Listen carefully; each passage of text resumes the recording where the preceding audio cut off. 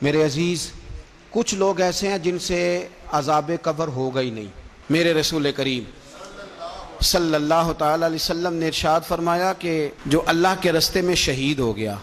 یہ سنن نسائی میں موجود ہے، اسے عذاب قبر نہیں ہوگا، بلکہ ایک حدیث میں تو فرمایا حساب کتاب ہی نہیں ہوگا، اللہ بغیر سوال جواب کے جنت عطا فرما دے۔ کچھ لوگوں کو لوگوں کی بخشش پہ بھی مسئلہ ہی بنتا ہے کہ کوئی بخشا نہ جائے۔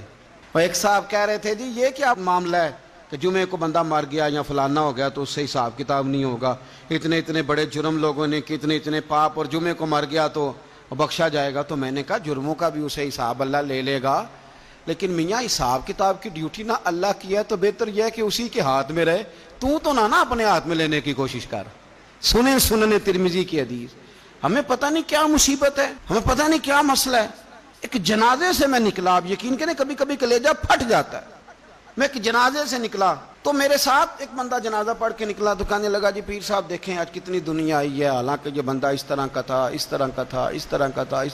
میں نے اسے کہا یار تجھے تو فکر ہی لگ گئی ہے کہیں جنت میں چلا ہی نہ جائے، تو اس طرح کرنا جنت کے دروازے کے سامنے کھڑے ہو جانا ڈنڈا لے کے کہ میں نے نہیں جانے دینا۔ شرم آنی چاہیے ہمیں۔ اللہ فرماتے ہیں جنت اتنی چوڑی ہے جتنے زمین و آسمان، اس کی چوڑائی زمین اور آسمان کے برابر ہے، تو ہم تو اپنے علاوہ کسی کو جانے نہیں دینا چاہتے جنت میں۔ اور بس کریں، جنت خدا کا فضل ہے، اور اللہ فرماتے ہیں میرا فضل میں جسے چاہتا ہوں عطا کرتا ہوں۔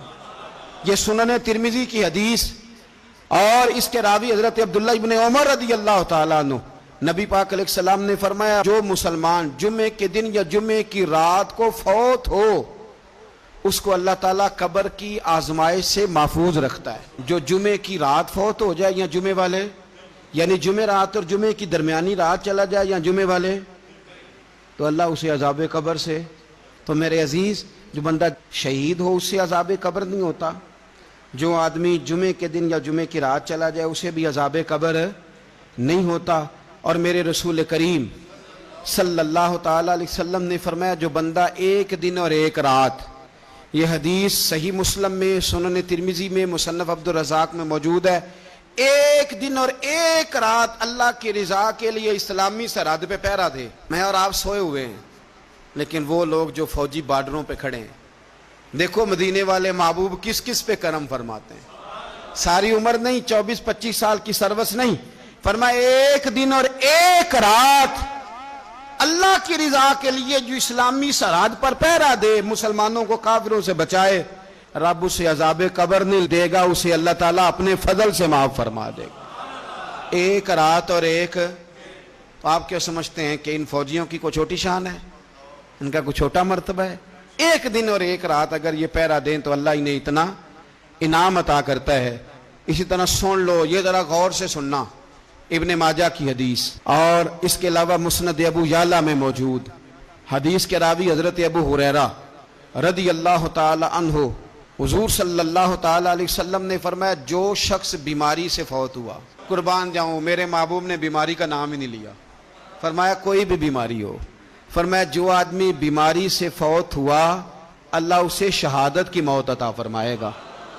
اور وہ عذاب قبر سے اور قبر کے امتحان سے بھی محفوظ رہے گا، اور حضور فرماتے ہیں اس کو صبح اور شام جنت کے باغوں میں سے رزق دیا جائے گا۔ جو کسی بھی بیماری سے مرا، یہ لوگ بیماری سے مر رہے ہیں تو لوگوں نے اچھوت سمجھ رہے ہیں، اچھوت، یہ اچھوت نہیں ہے، اس لیے کہ لوارث نہیں، یہ خدا رسول کے ماننے والے ہیں،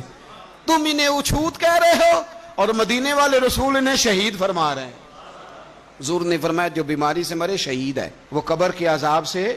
محفوظ رہے گا اور جنت کے باغوں میں سے اللہ رزق دے گا۔ لوگ کہتے ہیں دیکھو جی بڑا تانگ ہو کے دنیا سے گیا ہے، تو اس بندے کو بھی عذاب قبر نہیں ہوتا۔ اسی طرح جو بندہ سورہ ملک پڑھتا ہے، سنن ترمذی میں حضرت ابن عباس سے روایت ہے کہ حضور صلی اللہ علیہ وسلم کے ایک صحابی نے ایک جگہ خیمہ لگایا تو وہاں سورہ ملک پڑھنے کی آواز آتی تھی، کوئی بندہ پڑھنے والا نظر نہیں آتا تھا۔ جب حضور کی بارگاہ میں عرض کیا تو فرمایا وہاں قبر تھی اور قبر کے اندر بیٹھ کے میرا صحابی سورہ ملک کی تلاوت کر رہا۔ اگر ہمیں خسرہ نمبر یاد ہو جاتا ہے نا اپنی جگہ کا، اور ہمیں پتہ ہوتا ہے کہ میرے والا حصہ کتنے کروڑ کا ہے، اگر ساری کہانیاں ہمیں یاد ہوتی ہیں تو سورہ ملک بھی ہمیں یاد ہو سکتی ہے۔ موبائل پہ اس کو ریکارڈ کر لیں، پھر اس کو سنیں، کبھی بھی سورہ ملک میں، اور ہمارے سلسلہ عالیہ میں تو سورہ ملک وظیفہ ہے، ہمارے الوظیفۃ الکریمہ میں اعلیٰ حضرت نے لکھا ہے کہ رات کو سورہ ملک اور سورہ یاسین کے بغیر سونا نہیں۔ سورہ ملک اتنی شاندار سورت ہے کہ نبی پاک صلی اللہ علیہ وسلم نے فرمایا یہ قیامت کے دن اللہ کی بارگاہ میں ناز سے جھگڑا کرے گی اور کہے گی اے اللہ، یہاں تو میرے پڑھنے والے کو جنت عطا فرما یا مجھے قرآن پاک سے علیحدہ کر دے۔ تو رب کریم پھر اپنے فضل سے پڑھنے والے کو جنت عطا کرے گا۔